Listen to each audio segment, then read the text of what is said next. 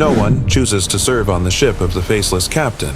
You simply end up on it. That's what they told me later. That night, when I stepped aboard believing I was only running from the gallows, I still didn't know that some fates are worse than death. The ship had no name painted on its hull, no symbol, no visible flag. And yet, everyone knew who it belonged to. The men spoke in low voices, avoided looking at one another, and none of them ever pointed toward the captain's cabin. Not out of respect, out of fear. I met Finn Mars on the first night. He was sitting near the mast, staring at the sea as if he were waiting for something to rise from the waves. When I asked how long he had been sailing there, he hesitated, as if the answer had slipped from his mind. Then he smiled, a crooked, empty smile, and said that names didn't last very long on that ship. I quickly learned that there was only one rule, just one, simple, clear. Never try to see the captain's face. It wasn't a common superstition. There was no laughter when it was mentioned, only silence. Ikron Moores, the keeper of the lower decks, grabbed my arm hard enough to leave marks and whispered that those who broke that rule did not die. They went mad, and madness, on that ship, was hungry. On the third night, I heard screams coming from the deck. Finn Mars was on his knees, crying, clawing at his own face as if trying to tear something out of his head. He kept repeating a single sentence, over and over, until his voice gave out. He shouldn't exist. No one should have a face like that. That was the moment I understood. The treasure of that ship was not gold. It was the curse that walked among us. Before we continue, know this. The stories you hear here do not appear in ordinary books. They live in the shadows of the sea, in the whispers of the waves, and in legends that few dare to tell. If you enjoy pirates, maritime mysteries, ancient curses, and dark stories that linger in your mind long after they end, then this is your place. Subscribe now to the channel Caribbean Tales and join the crew that sails between legend, terror, and the unknown. Here, every story has a price, and every journey may be the last. Now, prepare yourself, because this is not just another pirate story. It is a legend that was never meant to be told. I don't remember exactly when I decided to step onto that ship. I only remember the moment I realized it was already too late to turn back. The deck was cold beneath my feet, far too cold for an ordinary night, and the creaking of the wood did not come from the movement of the sea, but from something deeper, as if the ship itself were breathing with me. I searched for a name on the hull. There was none. No mark, no identity, as if that ship did not wish to be recognized. The men on board watched me in silence. There was no hostility, no curiosity, only acceptance. They stepped aside as I moved forward, keeping their eyes lowered, as if looking too much were dangerous. No one asked who I was. No one wanted to know where I came from. It was then that I felt, for the first time, the strange certainty that my name no longer mattered as much as I believed it did. I knew of the captain's existence before I ever heard his title. There was an absence on the ship, a heavy emptiness, concentrated in a single point, like a hole in the world. When I finally heard the whisper, "Faceless Captain," I realized it was not a name. It was a warning. I asked about him. I don't know why. Perhaps because the silence was pressing in on me from the inside. Perhaps because I still believed that questions brought answers. Finn Mars was nearby when I spoke. He did not turn his face toward me. He only said in a low voice that there were things that should not be seen, and that some could never be forgotten. Ikron Moores passed by us soon after. His eyes rested on me for an instant that lasted too long. There was no anger there, no surprise, only the tired expression of someone who has watched the same tragedy unfold too many times. That night, the ship moved forward without any wind at all. The sails hung lifeless, and yet the sea parted before us. It was there, listening only to the sound of water being cut by something invisible, that I understood the simplest and most terrible truth of that journey. I had not been hired. I had been chosen. And the sea, silent around us, seemed to agree. The tide changed the following night, even though the sea looked the same. I quickly learned that on that ship, changes did not come from the sky or the wind. They came from silence. And silence there had a will of its own. I was still trying to get used to the strange motion, as if the ship were not sailing, but being pulled by something invisible, when I noticed the first thing that was wrong. No one used mirrors. There was not a single piece of polished metal, glass, or clean blade capable of reflecting a face. Even the tin cups were deliberately dented. I saw a sailor shave his beard with a dull razor and choose to bleed rather than risk a reflection. When I asked why, a man with deep scars across his neck stared at me as if I had asked why the sea was salty. "You really are new," he muttered. "Here, we don't tempt bad luck. Is that superstition?" I asked, trying to sound steadier than I felt. He looked away, his voice dropping to a whisper. "No, it's survival." Later, Finn Mars called to me with a brief gesture, the kind made by someone who did not want to be seen calling anyone. He was standing near the mast, in the same place as the night before, his gaze fixed on the dark horizon. I sat beside him, and for a while we only listened to the hull cutting through the water, slow and sharp, like a blade. "What were you running from?" he asked without looking at me.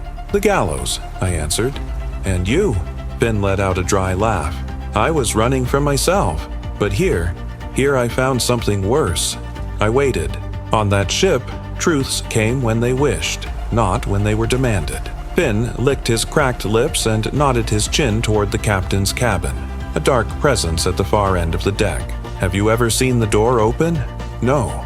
"Ever heard footsteps?" "No." "Then either he doesn't exist, or he exists too much."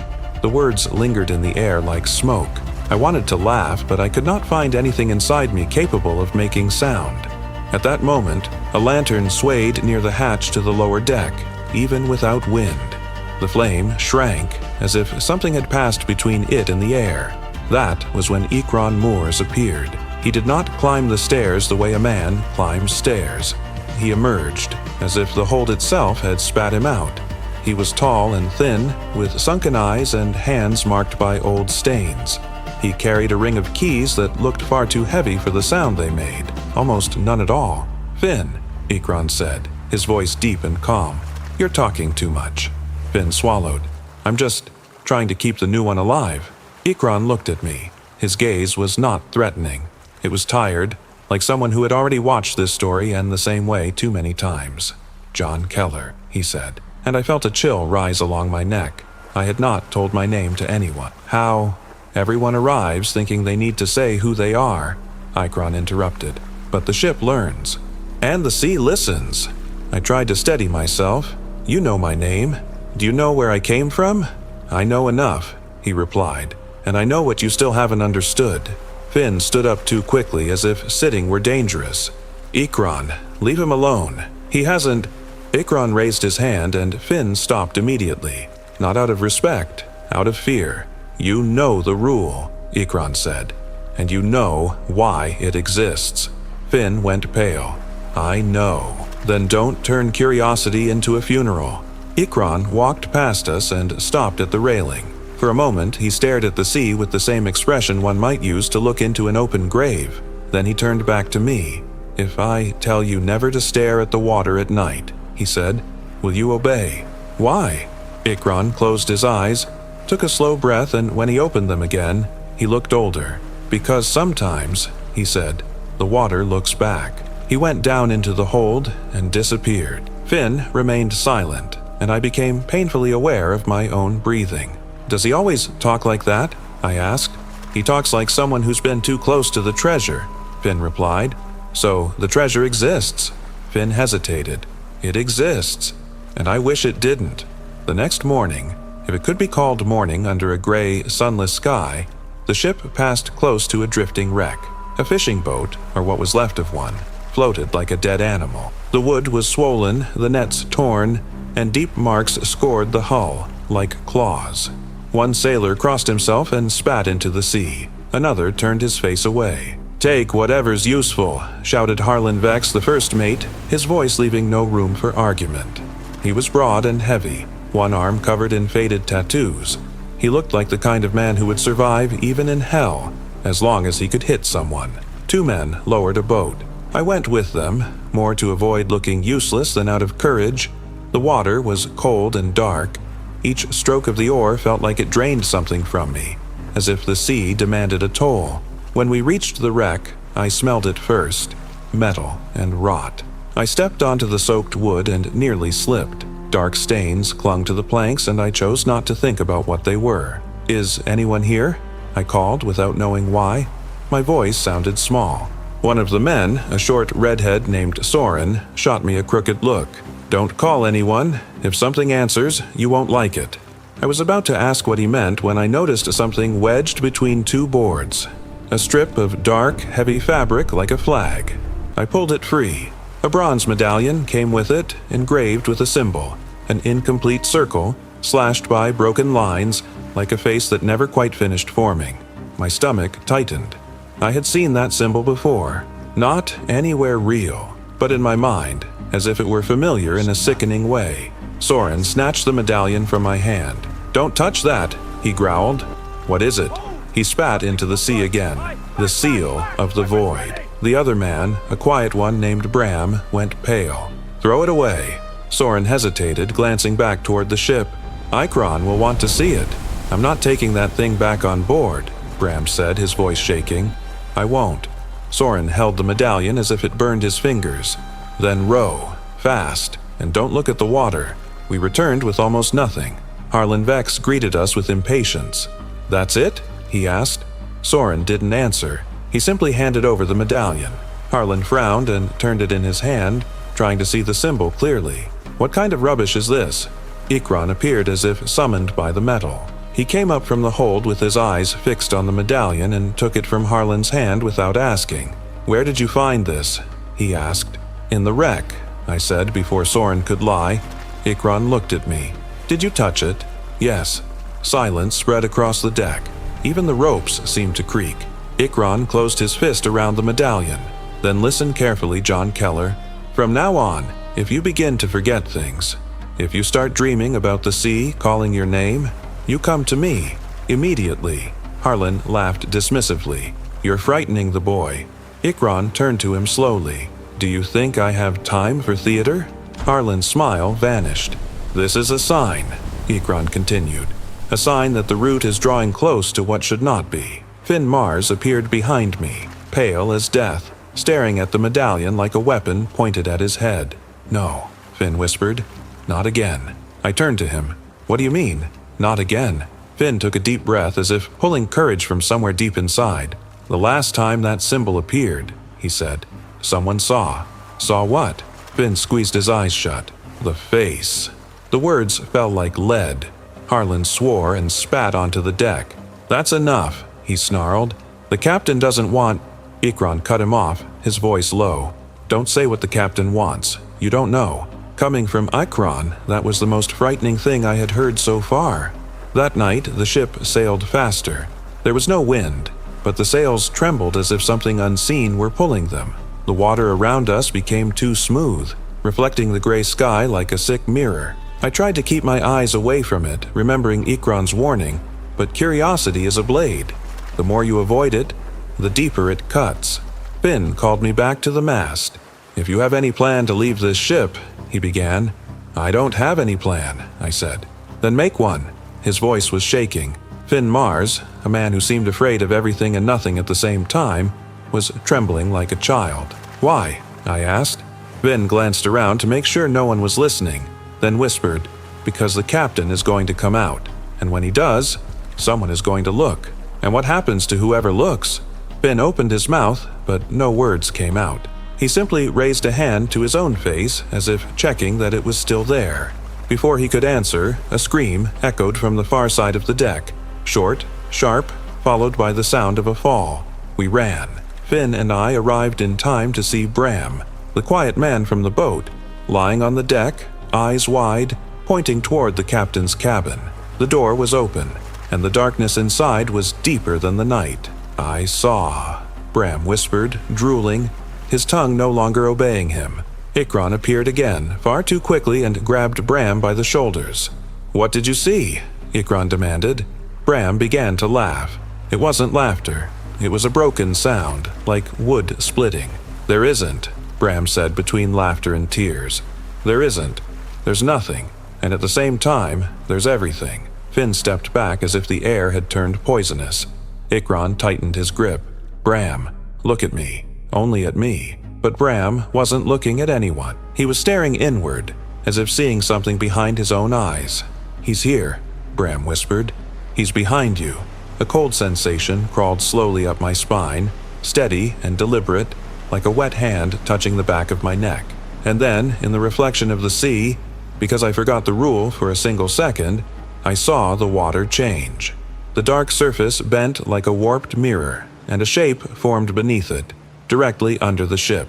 A shape far too large to belong to any living creature. The hull groaned, as if something had brushed against it. Finn Mars grabbed my arm hard. "Don't look," he whispered, his voice breaking. "For God's sake, John, don't look." But it was too late, because the cabin door remained open, and from within it, a voice, low, calm, impossible to place, spoke as if it were inside my head. Finally. After that night, the ship stopped pretending it was made only of wood, rope, and iron. Something had been awakened, and everyone aboard knew it, even without exchanging a single word. The silence changed. Before, it merely existed as the absence of sound. Now it had weight, density, intention. It was a silence that watched, stretching through corridors and settling between thoughts, as if listening to everything we did not dare say. Bram did not die, and that was the first truly wrong thing.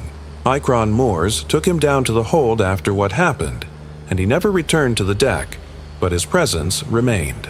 At night, when the sea grew too smooth and the ship moved too fast, I heard muffled sounds coming from below, short, broken laughter, as if someone were trying to remember how to laugh. Sometimes it sounded like restrained crying. Other times, something caught between the two. No one asked about Bram. Names began to disappear from the ship's daily life with disturbing ease. One man would stop showing up for meals. The next day, no one seemed to remember he had existed. I saw nets being hauled in by hands that no longer had owners. I saw boots lined up near the hammocks, left there for days, until someone moved them without question. The ship did not lose its crew, it absorbed them. The sea changed without changing. The color remained the same, as did the smell and the cold, but its behavior was different. The waves pulled slightly away from the hull as if avoiding contact. At night, the surface reflected the sky with excessive clarity, creating the sensation that we were sailing between two mirrored worlds. It took conscious effort not to stare downward for too long, as if the water were waiting to be recognized. The sails trembled even without wind.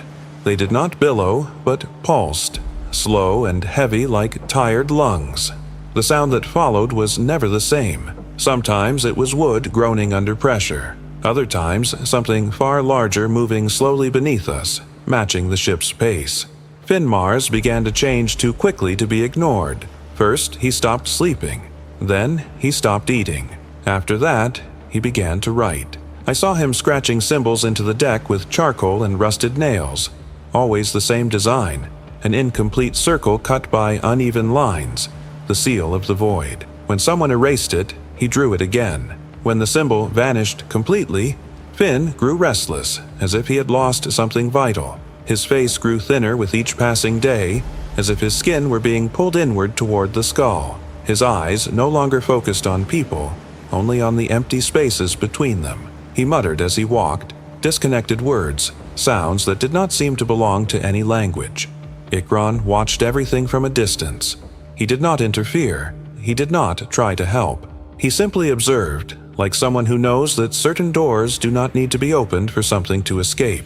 The treasure began to make itself felt without ever being seen. The air near the hold grew colder. The lanterns there burned weaker, as if struggling against something unseen. Men avoided passing near the hatch, even when it forced them to take longer, more exhausting paths. The ship seemed slightly tilted in that direction, as if an impossible weight were pulling everything downward. That was when the dreams began. At first, they were ordinary dreams of the sea. Then they became dreams of impossible corridors inside the ship, staircases that descended without ever reaching the bottom, doors that led back to the same place. In all of them, there were mirrors, despite there being none aboard. In all of them, I avoided looking at my own reflection, until the night I failed. In the dream, I saw myself from behind. When I finally faced the reflection, there was no face at all, only an empty space, as if something essential had been torn away and only the frame remained. I woke screaming, with the clear sensation that something had been taken from me while I slept. After that, I began to forget small things. Simple words, details of my past, my mother's face, the exact reason I had fled the gallows. I started repeating my name in my thoughts several times a day, like someone gripping something about to fall into the sea. John Keller, John Keller, John Keller. Finn stopped speaking to me. In fact, he stopped speaking to anyone. He now spent hours standing motionless, watching the captain's cabin as if waiting for silent permission. Sometimes he smiled, a small, intimate smile like someone sharing a secret with something unseen. On a moonless dawn, I woke to find the ship completely still. There was no sway, no creaking, no breathing. It was as if time itself had been suspended. I went up on deck and found the entire crew gathered, standing in silence, all facing the captain's cabin. No one blinked. The sea around us was too smooth, perfectly reflecting the gray sky, creating the sensation that the ship was trapped between two identical voids. The cabin door was closed. Ikran stood at the front, visibly older, as if that weight were draining years from his life. Then, without a sound, the door opened. There was no creak, no wind. The darkness simply parted, revealing an interior that did not reflect light, did not absorb it, but erased it. Something came out. I cannot remember its shape, because every time I try, my mind slips. I only know there was presence, weight, awareness, something that occupied space not on the deck, but inside us. The crew fell to their knees almost at the same time, not by order, but by instinct. I felt a violent urge to look, a need that did not come from curiosity, but from recognition. That thing knew me. Finn stepped forward. Ikran tried to reach him, but froze mid-motion, as if an invisible force had stopped him. Finn walked slowly, smiling, tears running down his face.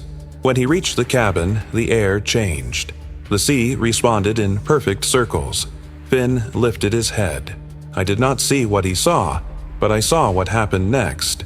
His body trembled once and then relaxed. The smile vanished, replaced by an expression that was empty, far too calm. When he turned toward us, the face was still there, but it was no longer his. Something was looking through those eyes. The faceless captain did not take bodies. He took identities.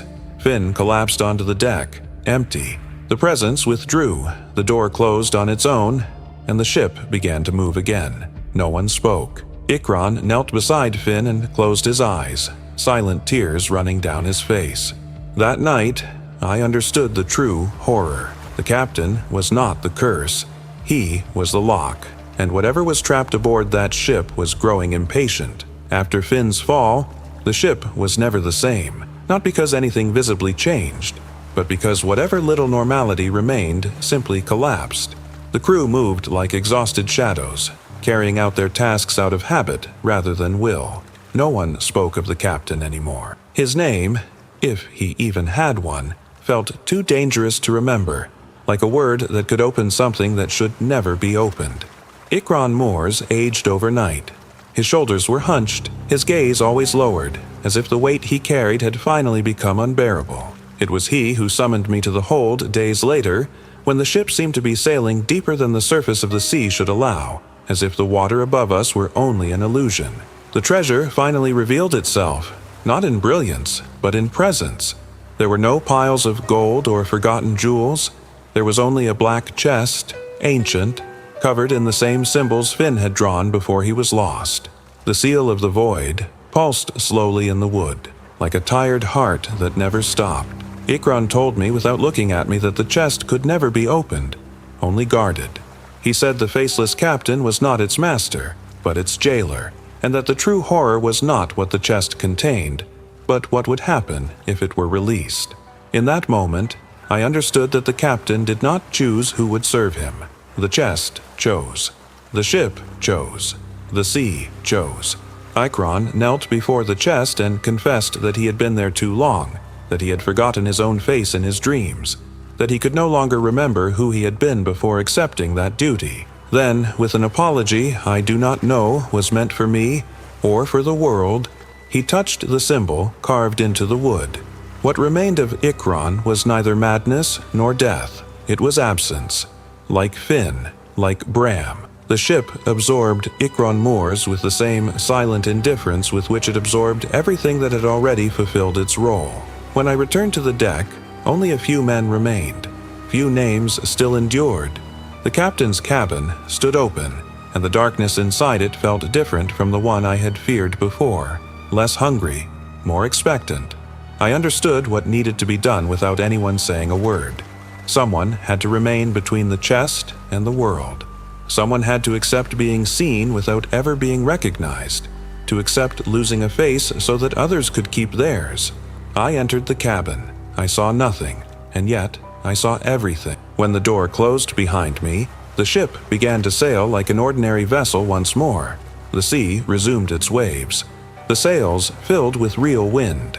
For the remaining crew, the terror was over. For me, it had only just begun. They say there is still a nameless ship sailing the Caribbean seas. It does not appear on maps, does not answer signals, and appears only when someone is desperate enough to step aboard without asking questions. The few survivors tell strange stories. They speak of a captain who never shows his face, who never leaves the cabin in daylight, and whose presence is felt more than it is seen. They swear he saves lives, but demands a price no one can fully explain. Some say the captain is cruel. Others say he is merciful. All agree on one thing: whoever tries to see his face goes mad. Not because they see something monstrous, but because they realize there is no identity there to recognize. Sometimes, on moonless nights, when the sea grows too smooth, I feel the chest pulsing behind me. I feel whatever is trapped inside shift, impatient, testing its limits. I hold firm. I always hold firm. My name no longer matters. My face even less. I am only the boundary between what the world knows and what should never be set free. If you ever encounter that ship and hear a calm voice telling you there is still work to be done, remember a single rule. Do not try to see the captain's face. Because if you recognize it, the next one to guard the chest will be you.